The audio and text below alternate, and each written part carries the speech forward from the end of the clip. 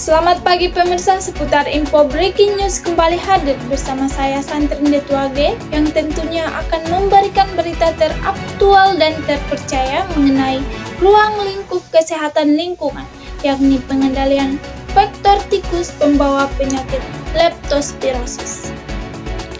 Penyakit leptospirosis adalah penyakit infeksi akut yang dapat menyerang manusia maupun hewan, disebabkan oleh bakteri Leptospira patogen dan digolongkan sebagai zoonosis. Leptospirosis di Indonesia terutama disebarkan oleh binatang penggerak tikus yang melepaskan bakteri Leptospira melalui air kencingnya pada genangan air pada saat terjadinya banjir atau terpapar tanah yang terkontaminasi oleh urin tikus. Jenis tikus yang biasanya berpotensi untuk menularkan adalah jenis tikus got atau tikus kebun. Keduanya dapat menjadi sumber penularan pada manusia.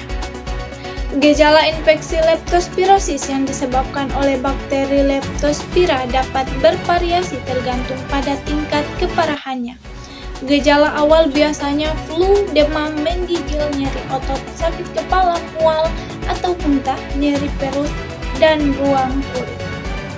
Pada kasus yang lebih parah, infeksi dapat berkembang menjadi bentuk yang lebih serius, seperti penyakit kuning, kelelahan ekstrem, nyeri dada, gangguan pernapasan, kegagalan ginjal atau hati, pendarahan misalnya dari hidung atau gusi. Pada umumnya, kasus penyakit leptospirosis pada manusia dilaporkan selama musim hujan berlangsung dengan intensitas tinggi hingga terjadi banjir, baik di daerah perkotaan maupun pedesaan. Kelurahan Kebagusan Jakarta Selatan termasuk sebagai salah satu daerah endemis untuk penyakit leptospirosis dikarenakan termasuk dalam daerah rawan banjir.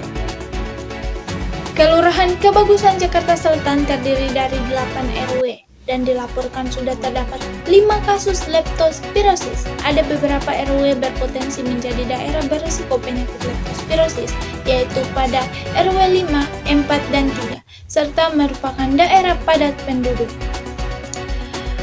Pada daerah tersebut terlihat saluran air dan lingkungan yang kurang baik dan kurang bersih. Saluran air tertutup oleh sampah dan airnya berwarna hitam serta tidak mengalir. Penumpukan sampah pada saluran air menyebabkan air tergenang. Ini menunjukkan bahwa kurang kepedulian warga setempat terhadap masalah lingkungannya. Upaya pengendalian faktor dilakukan Ketua RW 5 bersama petugas puskesmas ditunjukkan untuk memutus rantai penularan dengan dilakukannya perbaikan kualitas media lingkungan, pengendalian faktor dan binatang pembawa penyakit leptospirosis. Langkah pertama yang dilakukan yaitu sosialisasi terkait penyakit leptospirosis tersebut kepada masyarakat setempat. Selanjutnya dilakukan pelatihan penggunaan dan pemasangan perangkap tikus sederhana menggunakan media edukasi video. Hal ini dapat mengurangi faktor pembawa penyakit leptospirosis. Tim pelaksana dan petugas puskesmas mengajarkan bagaimana cara membasmi tikus yang tertangkap sesuai panduan dengan dibakar.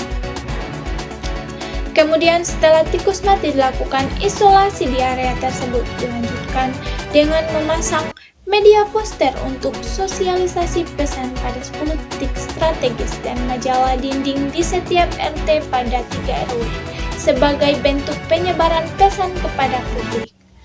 Dengan melakukan beberapa pengendalian faktor leptospirosis tadi, Ketua RW Kelurahan Kebagusan berharap kasus leptospirosis di Kelurahan Kebagusan Jakarta akan mengalami penurunan. Sekian berita hari ini, terima kasih atas perhatiannya. Selamat melanjutkan aktivitas kembali. Saya Santri Ndetuage pamit undur diri. Sampai jumpa.